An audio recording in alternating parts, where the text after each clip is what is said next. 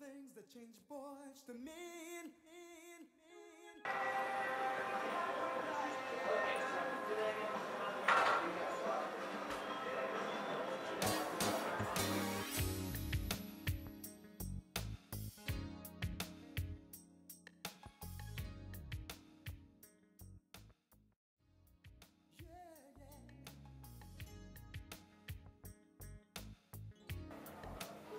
I'm here with Tyrone Bledsoe, the founder of Saab National, and Mr. Bledsoe, it's an honor to be with you today. I just want to ask you a couple questions, if I may. Number one, why did you start Saab?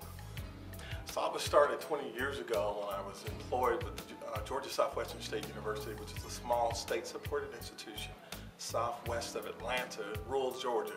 And at that institution with less than 3,000 students when I was there in 1988 through 1985, we discovered that the black males on that campus cumulative GPA was less than 1.75.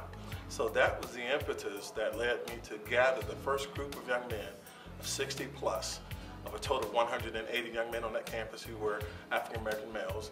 We gathered about 60 plus and we began to talk about their state of existence on that campus and their academic challenges.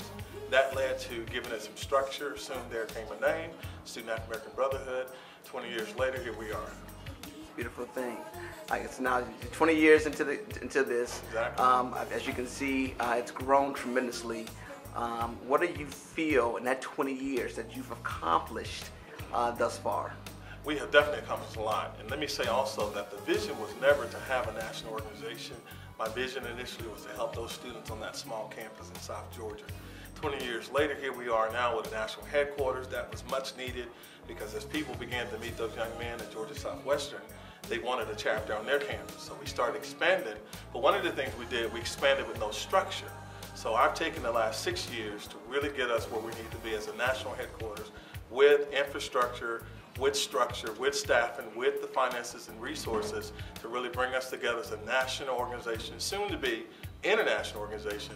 So over the last 20 years, we've gained structure. We've moved from 45 chapters 6 years ago to 250 chapters across 40 states this day. Wow. Wow. That sounds like you have phenomenal growth. We are step into the international arena. Exactly. Discovering that, and now, with that being said, this 20 years of the phenomenal growth in the national arena, to 200 plus chapters, where do you think now, or where do you see Saab going for the next 20 years? We want to certainly expand and be more intentional about that growth. We are strengthening our headquarters to be able to withstand that kind of growth. We'd like to see ourselves by the year 2020 with more than 500 chapters. We're halfway there now. We're going to need more staffing. We're working diligently to get more resources financially. More importantly, we're working to be self-sufficient in creating revenue-generating items that would sustain us without us having to ask for grants and so forth.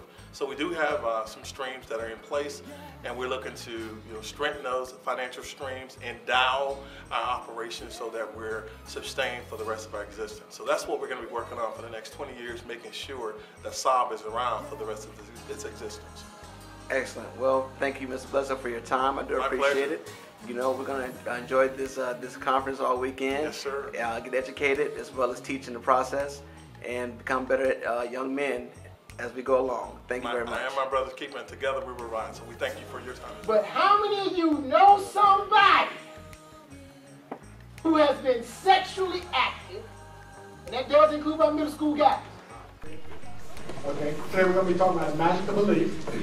And what we're going to really address is, do we form our beliefs based on our experience, or do we create our experience based on our beliefs? That's pretty much what we're going to look at. Do we form our beliefs based on our experience, or do we create our experience based on our belief? My voice is a little hoarse because I had so much fun in the last session. I like that. Let's talk about a connection. And one of our challenges has to do with our lack of connection of who we are as far as our identity. I can't tell you don't smoke no weed, I go right around the corner, you see me smoking. You gotta lead by example.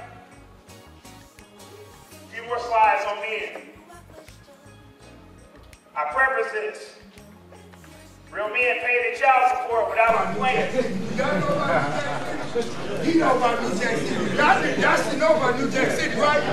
Remember, Nino Brown was standing, and he said, "Are you your brother's keeper, right? Yes. Are you my brother's God keeper?" calls you to.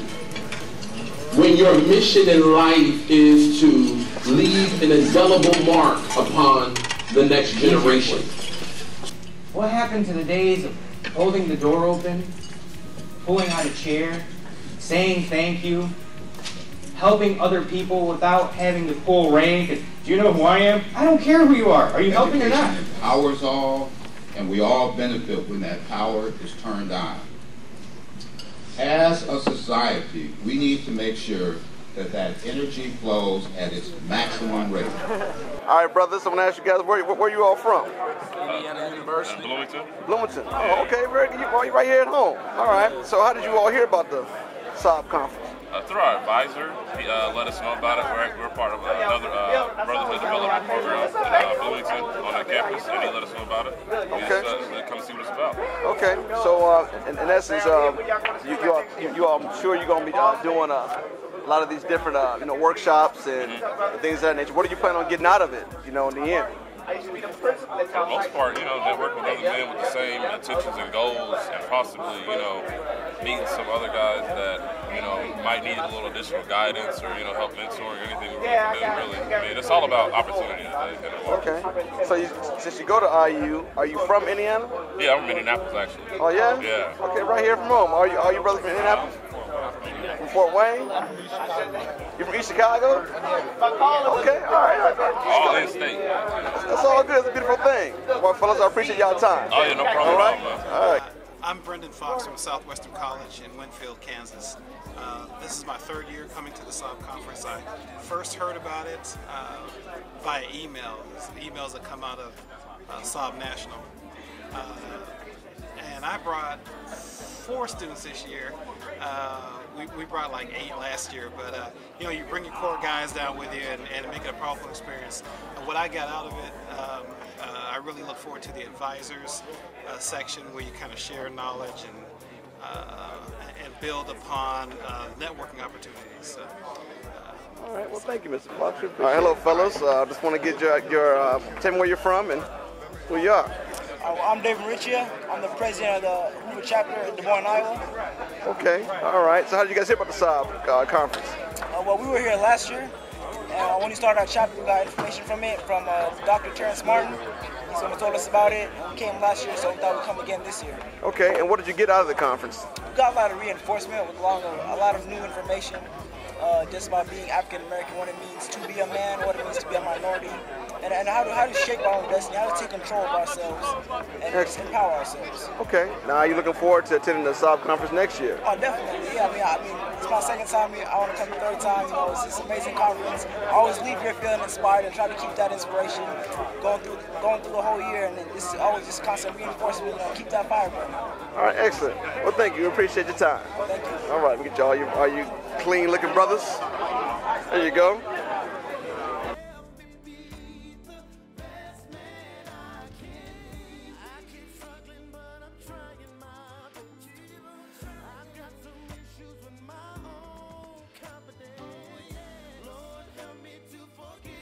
Before I came, I didn't know what was going to be ahead. I didn't know how much these people, I didn't know how much Dr. Bledsoe was going to give and was going to give out to all of us young men. And right now, just by looking at all of your faces and being here at this conference, I'm finally in the family.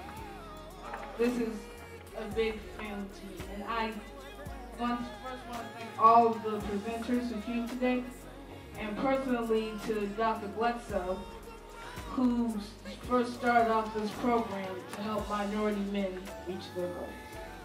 And I guarantee you all, I will be back here next year. Thank you.